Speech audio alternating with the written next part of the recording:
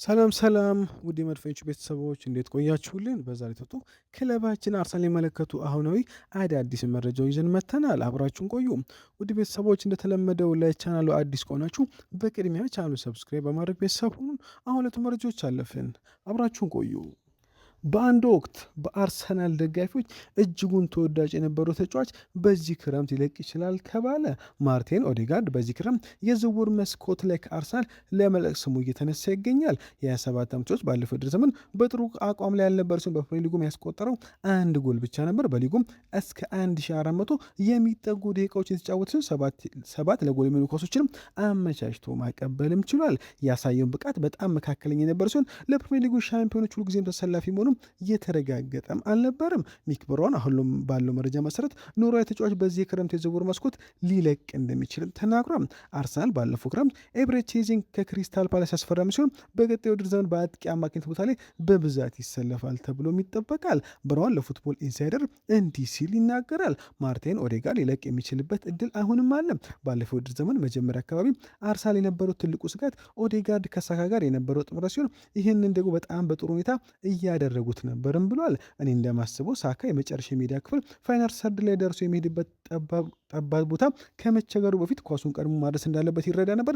ከዚያ በኋላ ግን ኦዴጋርድ ተጎዳ፣ ከቡድን ወጣ። እናም ቡድኑ ያን የመጫወቻ ጥምረት በድጋሚ ሊያገኘው አልቻለም ነበርም ብሏል።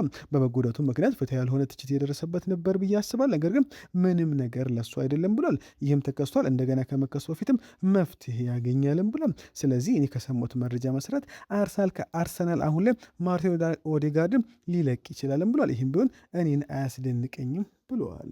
መድፈኞቹ በመጨረሻ የሚዲያ ክፍል ፋይናል ሰርድ ላይ ተጨማሪ ጥራት የሚያስፈልጋቸውን ጥራት ባለው መስመር አጥቂ ዊንገር ላይ የመዋለ ንዋያቸውን ማፍሰስ ቀዳሚ ተግባራቸውን ይገባልም ተብሏል። የ27 ዓመቱን አማካይ መሸጥ ቡድኑ የበለጠ ለማሻሻል የሚሆን ገንዘብ ምንጭ ሊያስገኝ ይችላልም ተብለዋል።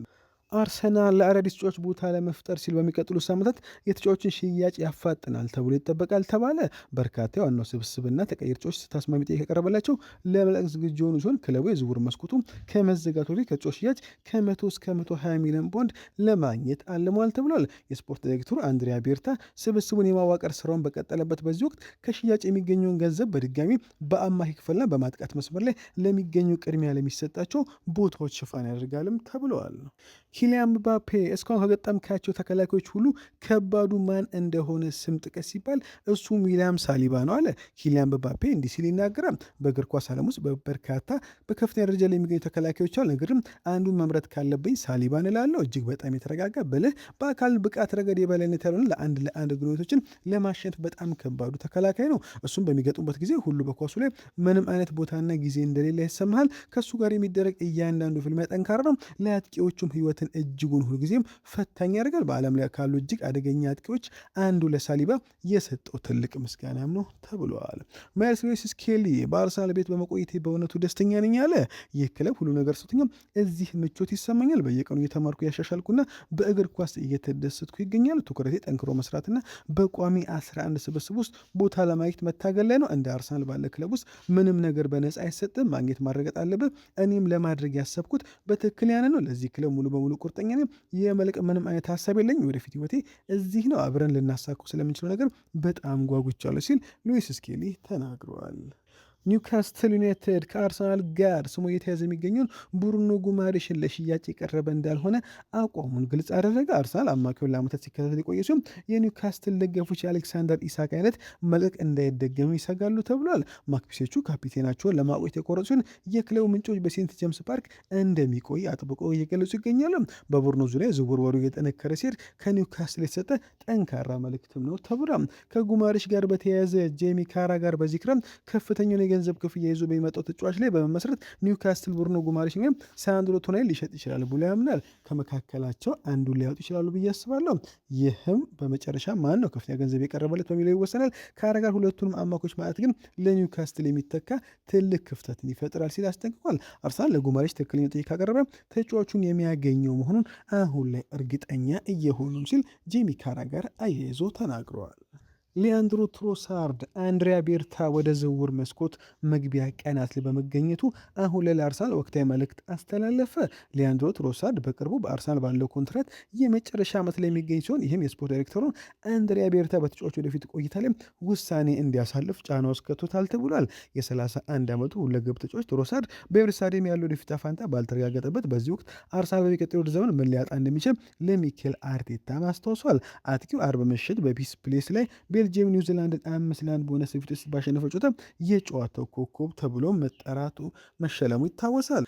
ከአርሰናል ጋር የ1 ዓመት ኮንትራት ብቻ የቀረው ትሮሳርድ በእርግጠኝነት አሁን ላይ ጥሩ ስሜትን እየፈጠረው የብቃቱ አዲስ ኮንትራት እንዲያገኝ ወይም ከሌላ ቦታ ትልቅ ጥያቄ እንዲቀርብለት ተስፋ ያደርጋልም ተብሏል። ከጥር ወር ጀምሮ የውጭ ክለቦች በ2027 ክረምት በነጻ የዝውውር መስኮት ለመውሰድ ከቤልጅየም ጋር ቅድመ ኮንትራት ንግግር የመጀመር መብት ይኖራቸዋል። እስከ ዓመቱ መጨረስ የአዲሱ ውል ካልፈረመ መድፈኞቹ ከባድ ውሳኔ ለማድረግ ይገድዳሉም ተብሏል። አርሰናል ትሮሳርድን በነጻ የማጣት አደጋ መጋፈቱ አሁን በሚቀጥለው ዝውውር መስኮት ላይ ሽጦ ገንዘቡ ማግኘት የሚለውን መምረጥ ይኖርባቸዋልም ተብሏል። ተጫዋቹ አሁን ላይ ከትላልቅ ክለቦች ጋር ስሙ እየተያዘ ሲሆን አሁን ላይ ግን በአርሰናል መቆየት ፍላጎት እንዳለው መረጃው አያይዞ ገልጾታል። አርሰናል በሴስክ ፋብሪጋዝ ምክንያት የሚፈልገውን ድንቅ አማካዮች ማስፈረም አይችልም ተባለ።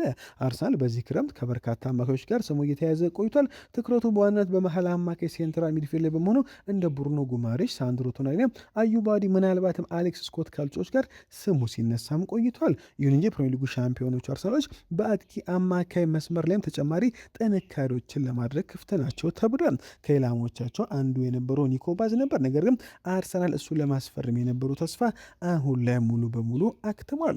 አርሰናል ኒኮ ፓዝን ለማስፈረም የነበሩ ተስፋ ብቁታል። ፓዝ በ2026 ወደ ዘመን በኮሞ ቤት አስደናቂ ስምን መገንባት ችሏል። ገና የ21 ዓመት ወጣት የሆነው የአርጀንቲና ከአማካይ ክፍል መልሰት በ21 ጎሎች ላይ ቀጥተኛ ተሳትፎ በማድረግ ያደረግ ሲሆን ባለፈው ወደ ዘመን በሴሪያ ምርጡ አማካይ ተብሎ መመረጡም ይታወሳል። ፓዝ በኮሞ ያለው የፊት ፍታ እርግጠኛ ባልነበረበት አርሰናል እሱን እንደ እምቅ ኢላማ ይመለከተውም ነበር። የቀድሞ ክለቡ ሪያል ማድሪድ መልሶ የመግዛት መብቱን ተጠቅሞ የነበረ ቢሆንም ኮሞ ጥያቄያቸውን አሟልተው በቋሚነት ካልወሰዱት በስተቀር ለሌላ ክለብ ለመሸጥም ተዘጋጅቶም ነበር።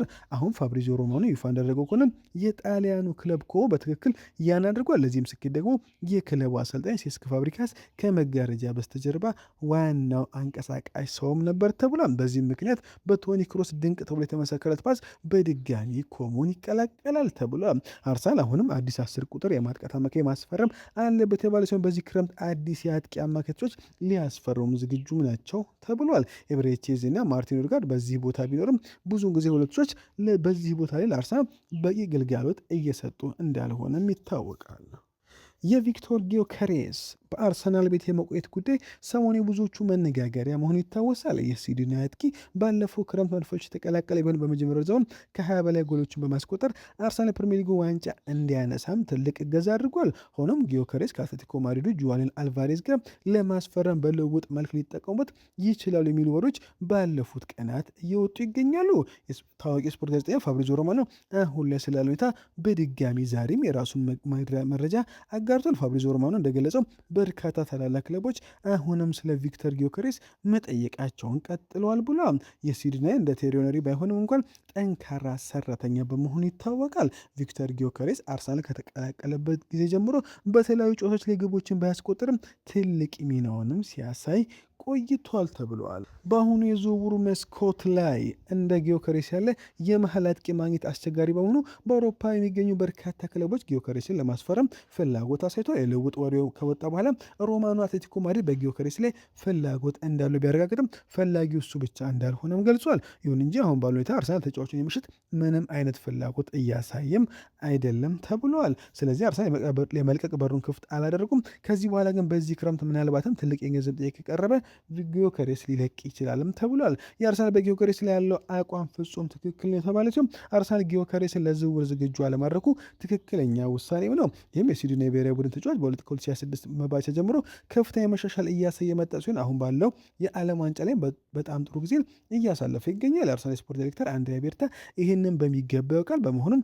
ማንኛውም ትልቅ ክለብ በዚህ ዝውውር መስኮት ጊዮከሬስን በቀላሉ ማግኘት እንደሚችል አድርጎ እንዲያስቡ ድል እየሰጠ አይደለም ተብሏል። ነገር ግን ሮማን እንዳለው እጅግ ግዙፍ የሆነ የገንዘብ አቅርቦት ከመጣ በአርሰናል በኩል ከመጋረጃ በስተጀርባ ውይይቶች ሊደረጉ እንደሚችሉም እርግጠኛ መሆን ይቻላል ብሏል። እስከዚያው ድረስ ግን ጊዮከሬስ ለአርሰናል እጅግ አስፈላጊ ተጫዋች ነው። ፍላጎት ያላቸው ክለቦችም ሁሉም ይህንን መረዳት አለባቸው። ስለሆነም ቪክተር ጊዮከሬስ አሁን ላይ ከአርሰናል የመልቀቅ ዕድሉ እጅጉን አነስተኛ ነው ሲል ፋብሪዚዮ ሮማኖ አረጋግጦታል።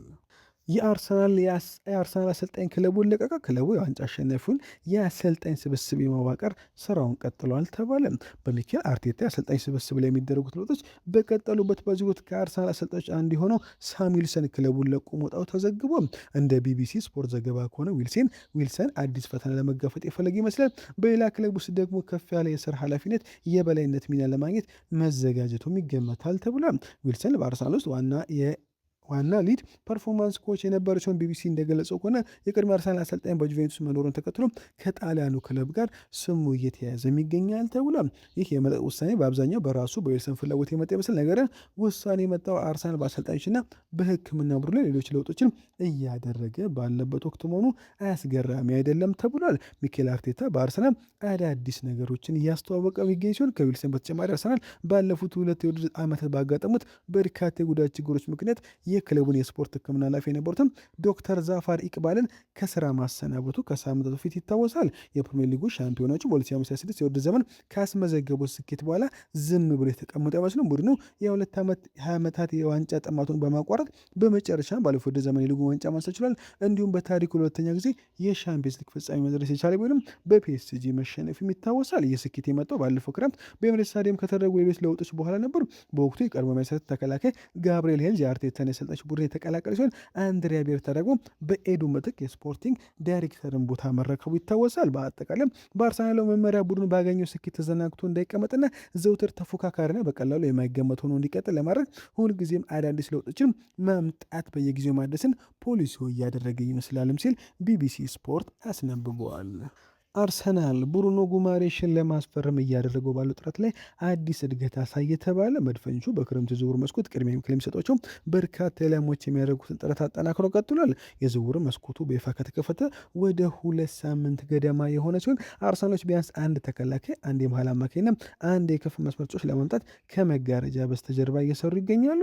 አሰልጣኝ ሚኬል አርቴታ አርሰናል የፕሪሚየር ሊግ ዘውን ለማስከበር የሚጠቀምበት ተጨማሪ 250 ሚሊዮን ፓውንድ ሊሰጡ ይችላልም ብሏል። ሰሞኑን እንደ አስቶን ቪላ ኮከብ ሞርጋን ሮጀርስ፣ የሌስተር ሲቲ ወጣት ጄሬሚ ሞንጋና የክለብ ብሩጅ የክፍ መስመር ተጫዋች ክሪስቶስ ዞሊስ ያሉ ስሞች ወደ ኤምሬትስ ሊዘዋወሩ እንደሚችሉ እየተወራ ይገኛል። እስካሁን ከእነዚህ ዝውውሮች መካከል አንዳቸው ሙሉ በሙሉ ባያልቁም የእንግሊዙ ሻምፒዮን አርሰናል ለአንድ ዓመት በውሰት አቆይቶት የነበረውን ፒየር ኢንካፔ በ34.5 ሚሊዮን ፓውንድ በቋሚነት ማስፈረሙን ሐሙስ ዕለት አረጋግጧል። አሁን ላይ ስፖርት ዳይሬክተሩ አንድሪያ ቤርታ ትኩረቱን ወደ አማካይ ክፍል ማጠናከር ያዞረ ይመስላል ብሏል። ፉትቦል ለንደን ሰሜን ለንደኖቹ የሚመለከቱት 2 የቅርብ የዝውውር ወሮችን እንደሚከተለው አቅርቧል።